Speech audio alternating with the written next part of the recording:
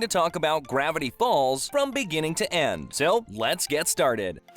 The world in Gravity Falls started long ago, before the modern world and before the unlimited worlds existed, like the second flat dimension, the flat creatures, and the flat brains where Bill lived. Imagine living in the second dimension.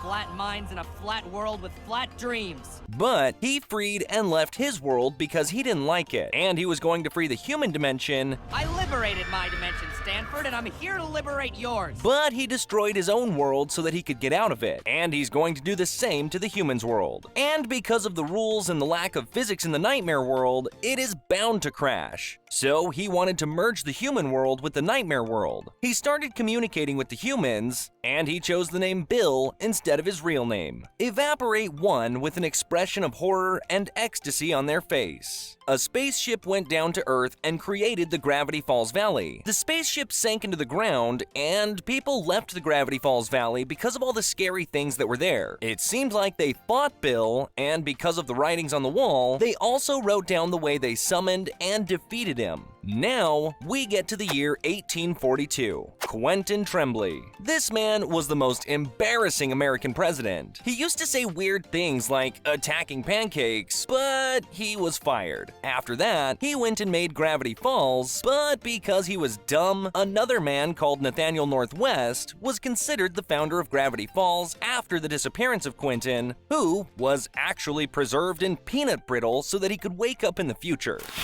150 years ago, the Northwests asked the Lumberjacks to build a castle on top of the hill, and they promised to invite the villagers to their balls every year. But after years of construction work, and after they invited the villagers, they kicked them out and broke their promise. And because the Lumberjacks used all the trees, a flood took over them and killed them while the rich were partying inside. Since that day, the castle became haunted and the Lumberjacks became zombies that we will see later on. The curse won't break until the Northwests keep their promise. Now let's talk about the Pines twins, the protagonists of the show. In the 90s, in New Jersey, lived a family whose father was strict and the mother worked as a psychic. They had 3 kids, Ford, Stanley, and Shermie, who was the twins' grandfather, who had a daughter and an unknown daughter, and married an unknown man, who had Mabel and Dipper. Ford and Stanley were really close brothers until the age of 12 when they found a crashed ship and repaired it to travel around the world. The 2 kids were bullied because Ford had 6 fingers, so Stan learned boxing to protect his brother and himself. He was good at it and even protected a girl that later became his girlfriend.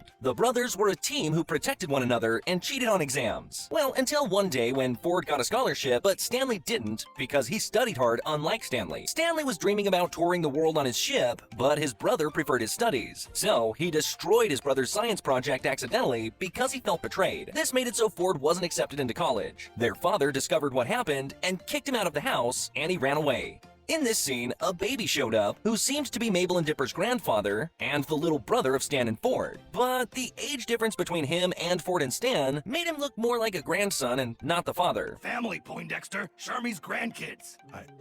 I have a niece and nephew? He was supposed to be the dad, so it makes more sense. Or maybe they had an older brother. There were pictures of him on the walls with an older girl. She could be the twins' grandmother because she was old at the time that they were young. But however, this is just a theory. For now, let's get back to the brothers. Okay, Stan was away looking for treasures on the beach, but he couldn't find any, so he founded the Stanco Company. However, that failed too. He ended up changing his identity many times, became a thief, and even did some time, but he still scammed people. He even got married, but also got a divorce. I'm no expert on women. Truth is, I've been divorced once and slapped more times than I can remember.